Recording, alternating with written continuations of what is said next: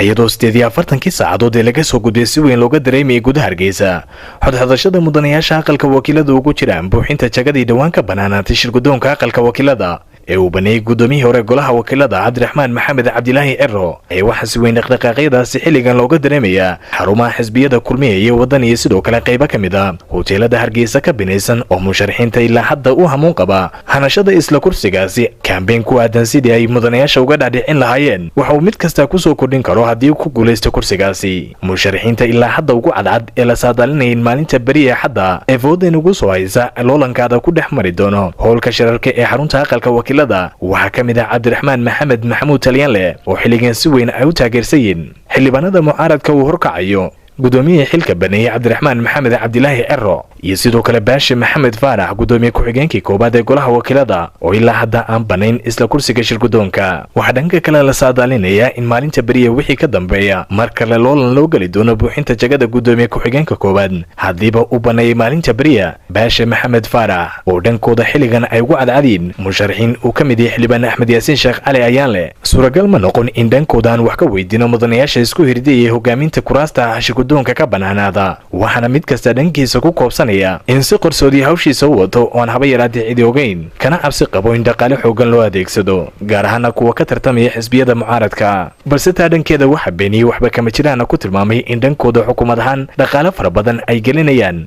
sidii mudane u daacadii ugu guuleysan lahaa buuxinta jagada shirgudoonka afayeenka guud ee xarunta madaxtooyada Somaliland Xuseen Aadan Cigadeyr oo ra'iis gaar ah gudaha Hargeysa ku siiyay TV-kan Somali Cable Bismillahir Rahmaanir Rahiim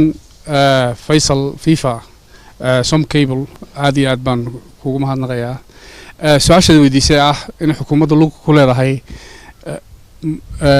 mas'uulka noqonaya gudoomiyaha golaha wakiilada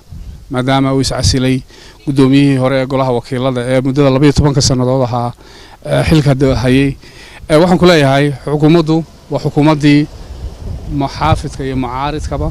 وحكومة صدح الحسبة حكومة جمهورية الصومال لأنه وقرودين كي أحمد محمد سيلا ووضي قرن وضينا عروتي سماك لا جعله وحن كلها هاي حكومة جمهورية الصومال لأن وحفر قلنا يوح عرقل لدينا مدنا كما هايسو حبسي من سعودك ولا لها لو جرى دور الشذا إن يحول الشذا نيكي نقول لها وكيل قدومية قولها وكيل هذا لبعض السنة صعدة سأستراد وعن هالكن سعد أن نقبلين يا إن حكومة جمهورية الصومال لأن أحمد سيناء وقرودين كي هاي عين العق يو حدش يو مدنا كلا كلا دحميرين مضياش قولها وكيل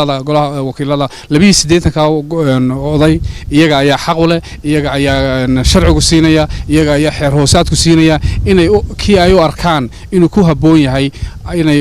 إن حشان طبعا مدحوينه وحو كسو جيدا حزب